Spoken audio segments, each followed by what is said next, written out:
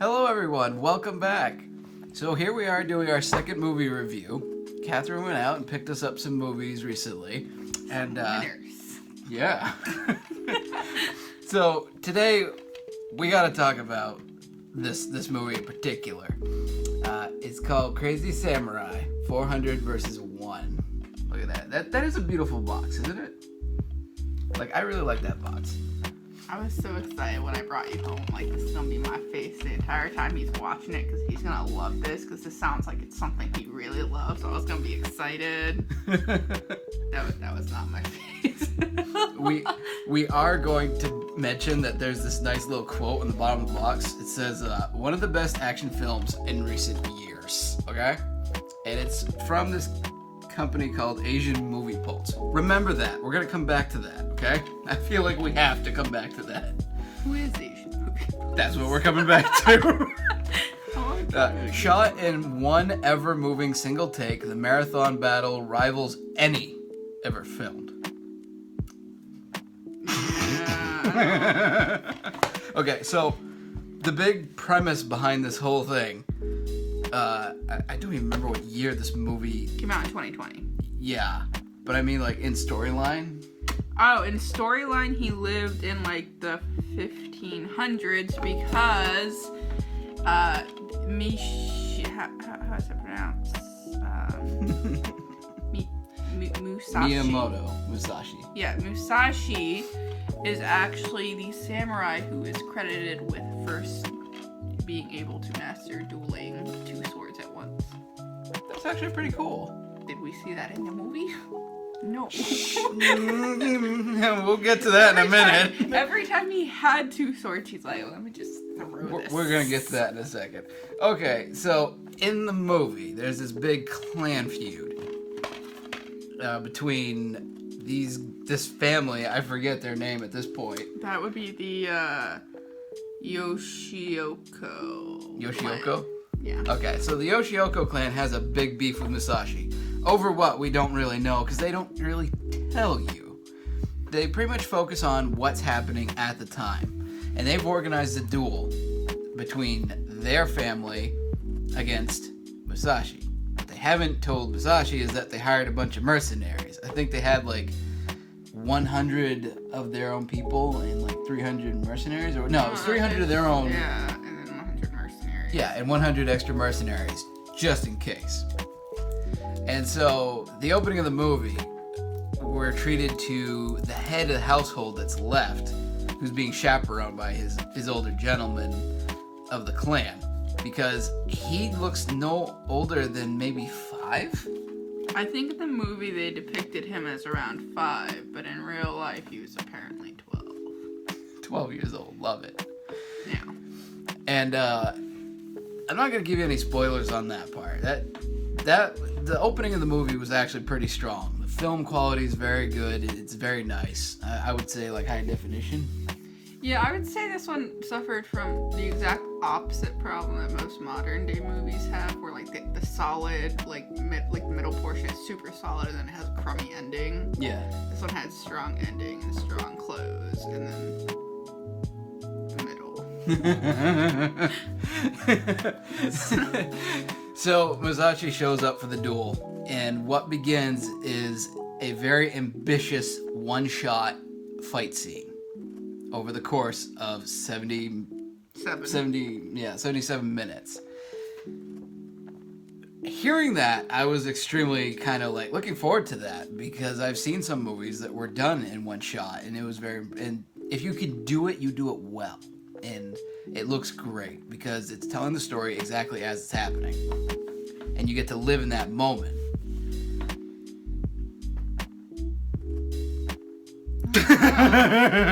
Okay. So, where do we begin? We'll start at the beginning of this fight. So, going into the fight, all of a sudden, the footage just changes. They're going to a completely different camera. It's like a camera you take to your friend's birthday party. Yeah. Like I feel like it's the camera that like most middle school kids have. It's kind of like pixel and grainy. Yeah, very grainy. I think the best way to put it was there's that one scene where like I really like the mountains in the background. They're beautiful, and then you realize they're trees. My eyes were fooling me. I thought there were like these nice snowy mountains, but it was just the way the light was coming through the trees that made it look like an outline of mountains. So that could either be a good thing, like, or bad. Yeah, it could go either way. Quality so bad you mistaken trees for mountains, but cinematography so good that you mistaken mountains for trees for mountains. Yeah. I don't really know what it's. So, whatever you want to take that as. So the fight begins. And for the most part, the swordsmanship, the main actor who plays Musashi is actually pretty good at what he does. Like he tries to keep it interesting. He tries to do facial expressions, grunts. He tries to change up his sword style every once in a while. But less than 5 minutes in, you've pretty much seen the whole movie. Because they fall into a formula of Musashi fights a bunch of guys and then fights a boss. And then he usually takes a water break. Yeah, a water break or a water and snack break sometimes. But he never drinks the water, which is what annoys me. He gets out this little wooden thermos canteen. It's a bamboo canteen. Yeah, it's a bamboo canteen. And he drinks the water, he swishes it around, he spits it on the blade, he splits it on his hands, and then he changes the sword. And then he'll usually spit on the sword that he changes to. Yeah. He never swallows the actual water. He just swishes. And there was one scene where you were on break and he took a water break and he did actually drink the water. Oh. I was surprised. I was like, she's not gonna believe this because like 40 minutes in, he's finally drinking water. Let's talk about the crew because they were dedicated to their craft. I liked Olaf. Oh, I don't know what my voice is. I liked. So I liked the guy. There was a guy that was wearing blue pants, and they don't look anything like Olaf. But in my head, it was like Olaf pajamas. Yeah, I think it was supposed to be like a cloud design on. Yeah, I don't really know. Like a Japanese cloud design on. But his again, pants. the pixelation and graininess made it very unclear on what was on his pants. All the guys show up wearing their kimonos, right? And there was like 2 guys, maybe 4 total. We're gonna cite for you that probably didn't get the memo or wardrobe just didn't care. We start with our friend Old. It's clearly a small crew. I would say probably 30 guys, maybe 40. Yeah, probably 40. And they're all cycling through the fight scene. Somebody gets hit by Musashi, they fall over, and they roll off out of the way. Or somebody from their crew grabs them and makes it look like they're dragging them away. Or sometimes they try to hide them behind kimonos. Or they hide them behind kimonos or trees or bushes. Yeah. And at first, we didn't catch this until like, what, 8 minutes in? I think I was pretty quick. I was like, have you noticed that you're not seeing any dead bodies on the ground? Yeah, and I'm like, and then I think around boy. the 8-minute mark is when we noticed some of the actors were coming back in that had previously been killed. Yeah. So we catch on to a few that are like Musashi's main go-to guys that keep coming back in the crew. We got Olaf, and then we got, I think we called him Rip Garment for a while, and I eventually dubbed him Brown Sleeve, because this guy, again, probably didn't get the memo or wardrobe just gave him what they had left over, and he's the only guy wearing a brown kimono. But it's ripped, like, right here, and it has, like, that really bad, cheap costume fabric poking out. Yeah. And then there's the Blues Brothers, Blue Shoes Blues Brothers, we're going to call them. The 2 guys, only guys on the entire crew that have blue socks, blue sandals. And you notice them every time they come in. So for 70 minutes, you are treated to Musashi beating up guys, the same guys, over and over every 5 minutes. And in this very grainy live action, it looks like a cosplay. It looks like a reenactment cosplay. Was that a warp? Is that what it's called? Something like that. Like when people gather in a real life. Yeah, they do like the real life battles in the parks and stuff. Yeah. I can't remember the official name for it, but that's basically what this is. I mean, the actors are trying very hard, and the effort's there. I mean, they're all working really hard. And they do try to spice things up every 10-15 minutes, I think. Like, do something different. Like, oh, now Musashi has blood on his face. Now this guy has blood on his face. Or Musashi will occasionally try to mix it up and he starts dual wielding with swords or... But it's not like the dual wielding isn't the best. If you can barely call it that. Not until the end. Yeah. So like, I'm not gonna lie, the last, I don't even know how many minutes I stopped counting. I eventually just set the remote to fast forward ahead 1.5 frames.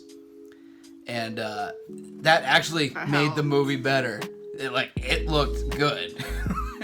The sound effects were on cue. The sound effects are very good. A little over the top. Because, like, he'd bop a guy right in the head with a sword. And then there'd be this loud, like, boom. You know, like that, the slashing sounds. Oh, I thought it was just off because of the fast forwarding. Oh, no. That was there throughout the whole movie. The fast forwarding really helped it out a lot. Because then he starts dual wielding. And there's, like, one scene where he actually dual wields properly. And he's slashing guys left and right.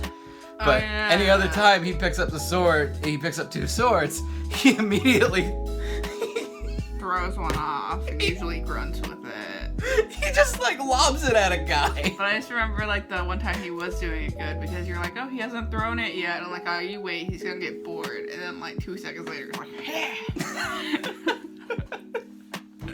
there it goes. This movie, I'm struggling with this movie because I feel like a general audience will say it's a bad movie. Oh yeah. I mean, we'll even read a few reviews for you just so you guys get the hint. But I really like what they tried to do, and the best parts of the movie were actually the opening and the closing because they actually had really good footage. Weird. Yeah, and it was like up close, zoom in, acting and all that, and I mean. Between Musashi, like, bapping guys on the head with a sword, throwing away his second sword, changing out swords for no apparent reason, his water breaks, and then his snack break, which didn't last very much longer anyway, and he threw away the snack. There's this big rain show. Overall, I feel like this movie is the right kind of movie if you're looking to, like, invite some friends over one night, have some drinks, and just, like, absently watch a very corny samurai sword fighting movie because you won't get very heavily invested in it. It's not that it shouldn't be watched. I feel like if you're looking for something interesting to spice up your life a little bit, watch this and you probably won't watch it again. To be fair, like, it's not a movie I would watch again, but I love the work that they tried to put into it considering what they were working with. That's my analysis on the movie. If I had to rate it on a 1 to 10, man, it's probably gonna come in at 2.5. Like, no offense to the guys who were involved in the making of it. I love you guys. I love what you did, but it just 70 minutes is perhaps a bit too long. 77 is perhaps a bit too long for the camera footage you were working with because you just look silly. But I love what you tried to do with the story. So your thoughts on the movie? It's weird because it doesn't flow right. The 77-minute clip in the middle very much feels like it doesn't belong in the movie. Yeah. Because you have a strong, solid 10 minutes at the beginning and a strong, solid 10 minutes at the end. If you show me just those 2 clips, I'm like, that's probably, if they showed me the full movie for what those 2 clips were supposed to be, I'd probably assume it'd be like around a 7. But then you got this 77 clip in the middle. And that's rough. I would probably say I would let me pull up that review because I think that they used their words lovely. Hold on. I also feel like you probably could have made a 5-minute movie out of this, like with a 5-minute. You know, like they did with Friday the 13th, and they made those fan-made films, and they put them on YouTube? Yeah. I feel like they could have done that with this, and it would have been really well. So... Okay. I think the best line that sums up the 77-minute portion is, there are boring films, and then there's this, a gimmick and experiment that is outright boring from start to finish. Because a lot of the fight sequence was repetitive. There wasn't anything super flashy. They had a few highlights here and there. I mean, the lead actor, Taksaguchi, I don't know if I'm pronouncing that right, Like, I think he did a phenomenal job. His endurance was there and it showed. And, you know, he was working with what he had, but they didn't have a whole lot to give him to work with. Yeah. Toxog. Sorry. Those weren't my words. They were from some random person that left a 1-star review on Google. It's a very brutal essay. And I feel like you were much more kind. I feel like I was very generous with this. I feel like I was very But generous. I don't know. I feel like I said, I would say maybe a 2 is fair. In some ways it seems gracious. But... How much did this cost you, by the way? Oh, this bad boy, I got the cheap version. I think it was like 10 or 15, somewhere around there. Oh. They had a collector's really fancy edition in the same one that was about $30. So glad I didn't get that one. Take that as you will. I will take that as it will. I think that's going to wrap it up. Crazy Samurai 400 versus 1. We're not that crazy about it. Bye.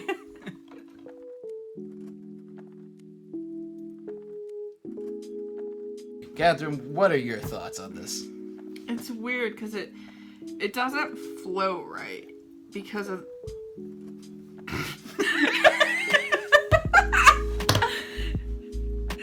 Okay. So Continue, please. Let's just I mean, I know ignore. you weren't fond of it, but did you have to spill milk on the nice case? I was thirsty. Yeah, so was Mushaki. Okay, so